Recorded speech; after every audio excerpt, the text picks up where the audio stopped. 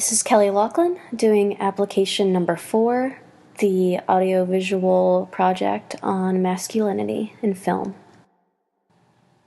Brian Baker's essay about rogue cops seems to focus on Clint Eastwood's representation of masculinity and how it also ties into him being a cop in the West, both in the period pieces in like the Wild West and also in San Francisco and areas like that. It seems to be how Eastwood represents, not only as a cop, but also as his stoic white male character, that it's him as a single conservative against either the lawlessness or the liberalness of the areas that he's going against. And it seems that Clint Eastwood is chosen not just because of his acting ability, but also how he's straight, which is shown in one of the bath scenes that Brian Baker explains on one of the movies that Clint Eastwood was in, and also some of the sex scenes that he has with the women, but it seems to more play on the fact that Clint is clearly a white, straight male, which leaves quite a bit of leeway when it comes to representing other male leads in a movie that may or may not have to do anything with politics and lawlessness, but shows a representation of how those maybe non-white, maybe non-straight characters may be portrayed. The 3 other film examples that I want to bring up are the movies Milk, Boys Don't Cry, and End of Watch. All of them feature male lead characters who are either not straight, not white, or are actually transgender males. And despite that they are the lead characters battling masculinity in some kind of form, for example, in End of Watch, one of the main Hispanic characters is actually a cop, it seems as though that they have to die in order for their sacrifices to be made. For all of the examples that we watched of the Clint Eastwood movies, Clint lives. He's not killed in his pursuits. He's ultimately judged that he's successful because he kills someone who he's battling against and he gets to live. However, in the other movies I listed, all of those powerful men who are powerful in their own way, they have to die for their sacrifices to be considered worthy or to make an impact on the plot of the film, which may be portraying that they're not manly enough to live and fight for what they believe in.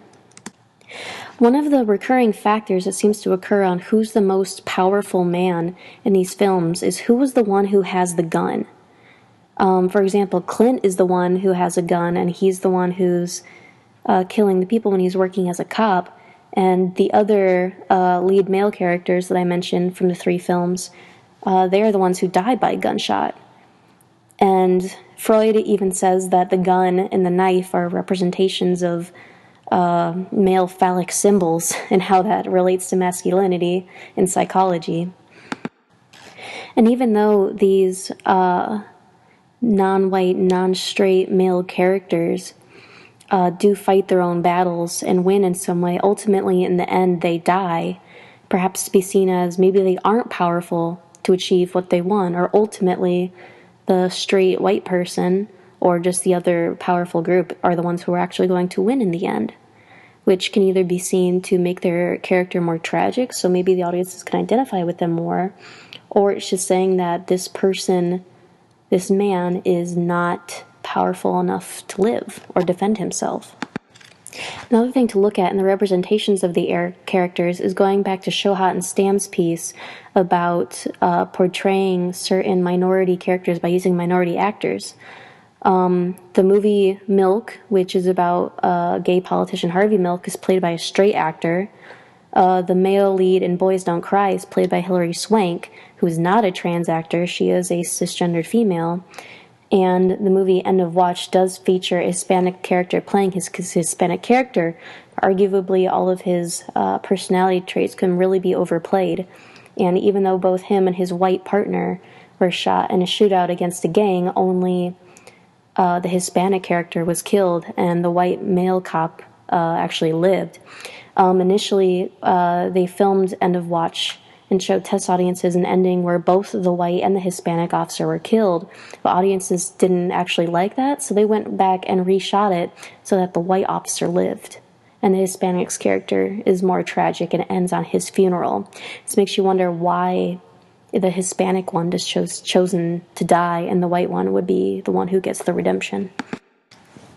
Even though the Clint Eastwood films, the film Milk, the film Boys Don't Cry, and the film End of Watch all focus on different kinds of plot lines, it still rings true that only the straight white male character are the ones who gets to live in the end. And it doesn't seem to be representative of which struggle is more deadly or more important to their end goal, but it's almost as if the other characters are punishing that male lead for just not conforming to the idea of masculinity, even though each of the characters challenges masculinity and adopts it so that their interpretation of it should just be as valid as the other ones. It seems to be the people outside of their term of masculinity are the ones who are punishing them by killing them, saying that this is not how true men act or look or behave. Another thing to point out is how the characters in End of Watch and Milk actually take place on the West Coast. Even the film Milk historically takes place at the time that Clint Eastwood's San Francisco Western film Dirty Harry was being filmed, and the location of the area and all the things, how it was the conservative versus the liberals, shows how these liberal, non-white, non-straight characters are dying at the hands of people like Clint Eastwood, who are the straight white male characters. And it's kind of a twist saying that just because you're the lead in these areas, you still have to conform to the conservative values that are represented by Clint Eastwood's character to be able to be deemed to live in the end. So frankly, even though if you are a male lead in a film that tackles masculinity issues, you're not guaranteed to live unless you pretty much conform to the white, cis, straight standard. And your leading role doesn't prevent you from being killed in the end or facing any other kind of injustice, which goes to show that it's not necessarily about killing off a minor character, but the character's identity not conforming to that is entirely related to whether they get to live or die. To be fair, the film Milk is actually based on the true events of the assassination of Harvey Milk by former city councilman Dan White. But even Dan White's ethnicity and employment history is brought in check. Dan White